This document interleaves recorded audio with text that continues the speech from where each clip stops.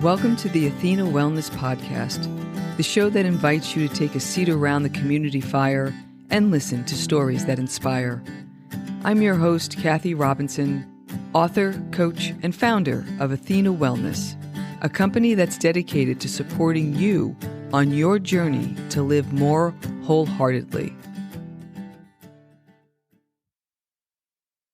Hello and welcome, friends. Thanks so much for joining me for the shortened Wellness Wednesday episode, a little midweek boost to help keep your warrior vibe high.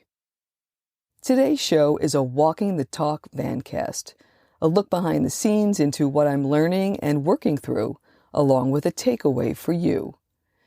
These portable episodes are informal and casual, recorded on the go from wherever I happen to be at the time.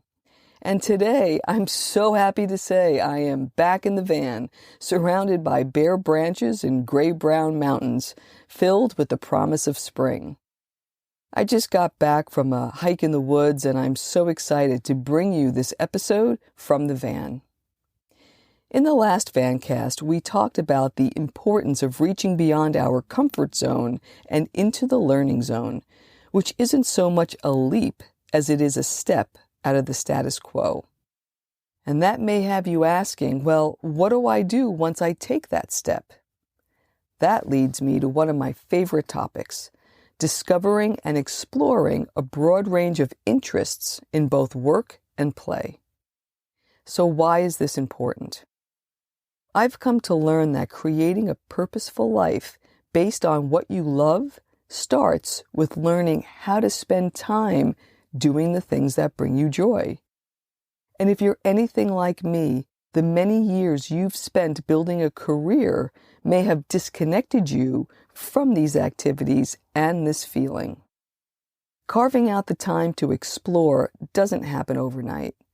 But when you start to make room, even a little bit, you'll find delight in the discovery process as you cast a wide net to find the people, places, and activities that call to you, whether they make logical sense to you at this stage or not.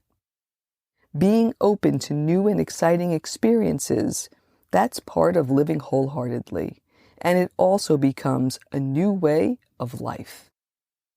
As an example, in her book, Big Magic, Elizabeth Gilbert tells the story of her friend, Susan, who prioritized her curiosity over fear and re-engaged with her inner adolescent, the one who loved figure skating.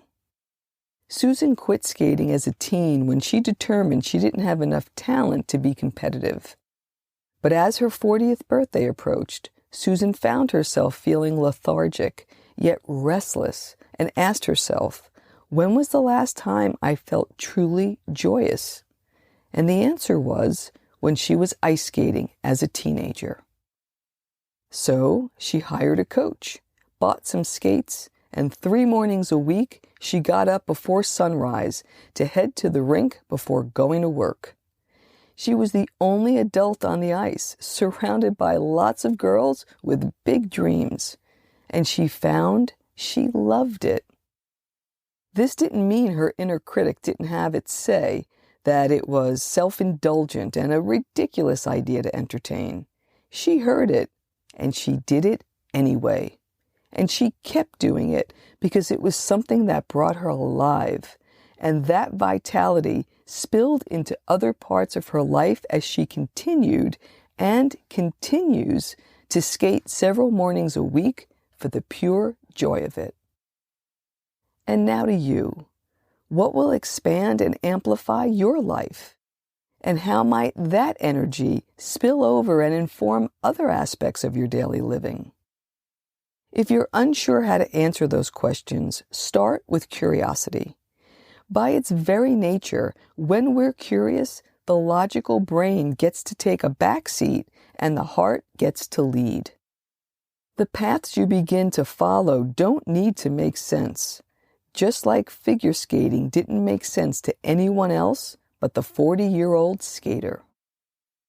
Here's a little 3-step exercise to get you started. 1. In your journal, divide a page into 4 sections labeled people, places, things, and activities. Set aside 5 or 10 minutes and write down whatever comes to mind. Who do you admire, or who are your favorite people? Where do you or would you like to go? What is your prized or coveted possession? What do you or would you love to do? When you come to a stopping point, just put it aside, but come back to it frequently, recording more ideas as they come to you. 2.